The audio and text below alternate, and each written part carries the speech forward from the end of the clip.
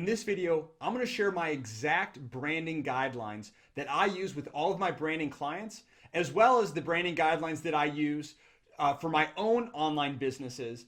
So if you are a freelancer, you're a small business, an entrepreneur, you're going to find this, I believe, extremely valuable. So stay tuned. And also, all of this, this template can be accessed for free in the description section of this video below. So you can go ahead and access that as well. And I will be covering kind of each of those steps throughout this video. So without further ado, let's go ahead and dive in. So number one, before we get started, what is branding, right? And specifically, what is real branding?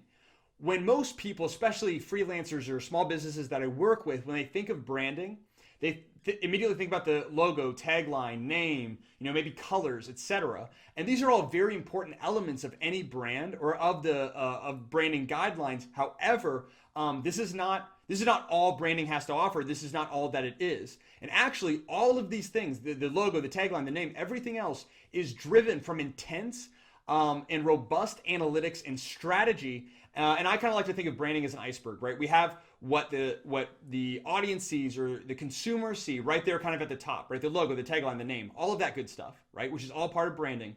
But what customers and the public don't see is the intense analytics and strategy that goes into developing all of those elements. And I'm going to walk you through my exact branding guideline template. Again, the same one that's provided for free in the description section below right now. So this is my branding guideline template. This is exactly what I use. If you ask other branding so-called experts or consultants, everyone has a different strategy. They have different guidelines. They have different templates. This is what I have found works the best. Again, particularly if you are a small business freelancer, there's absolutely more to branding than what is simply covered here. However, this is a really great framework to get you started and to start building an extraordinary brand for your own business or for your clients. Okay. So the first piece that we have is audience. Okay. Really audience and competitor research, understanding who your audience is on a demographic and a psychographic level, as well as who your competitors are, their strengths, weaknesses, opportunities and threats that exist in the market. All of these things kind of exist. And this is really the first step is the audience research or the market research section. I actually have an entire YouTube video about this. In case you're interested, be sure to check that out. So number one, the audience and competitors. Number two, is developing values and a mission statement for your brand, okay? So values and mission is really gonna help define what your brand is, what you stand for, what your goal or your objective is. What change do you wanna make to the world besides just profiting, right? Because there is a reason that your brand exists aside from just profit, although yes, especially for a small business, it's definitely important. But think about those things that you value and your brand's mission as well as your brand's vision. All right. Number three, brand positioning. Very, very important. Where do you fit in the marketplace? How are you different and better than every other brand that currently exists? This is like I said, one of the most important aspects of the branding guideline template. It's very important for you to do for yourself with your own business. So look at where your competitors are already doing well, but then maybe also look at areas where they're not doing so well. Look at maybe there's a specific audience or there's a pain point that the audience has that no other brand is solving that you can come in and solve with your brand. Very, very important brand positioning. This is where you're going to position yourself in the minds of your audience. Number four, developing your brand personality. So this can involve using archetypal frameworks. This can use brand personality guidelines. We are X, we are not Y, etc. Again, I go into a lot more depth in another video here on the channel that you can go ahead. I just want to kind of cover the branding guideline overall. All right.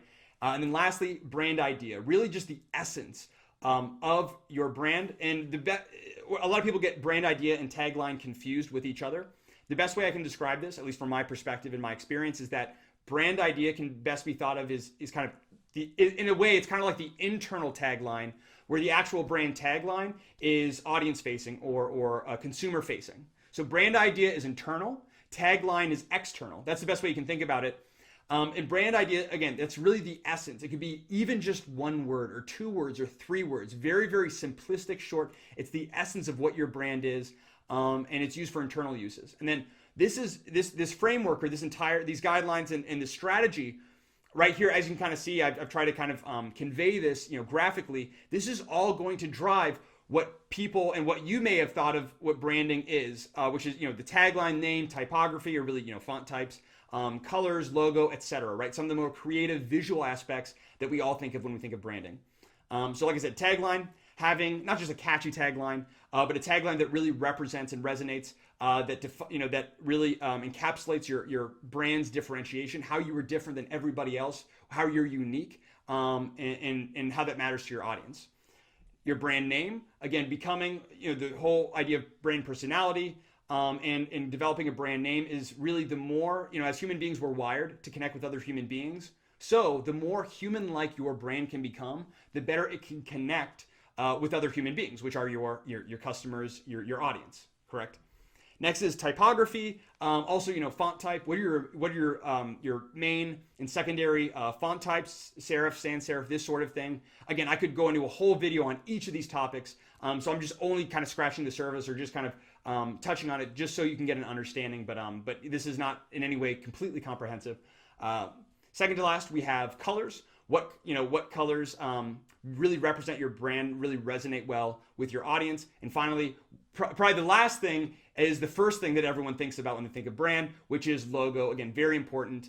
A little tip for you that I'd recommend you look up. Look up how much Twitter's logo costs them, and also look at how much BP's logo costs them. Just a little hint for you. For those of you that find out, be sure to comment that below in the comment section. And lastly, I hope you found this valuable. If you would like to learn more about branding, I have an extremely affordable branding course available on Udemy, and that's me, that's my beautiful face right there. You can access for anywhere from $10 to $20. Udemy will change their promotions depending on the month.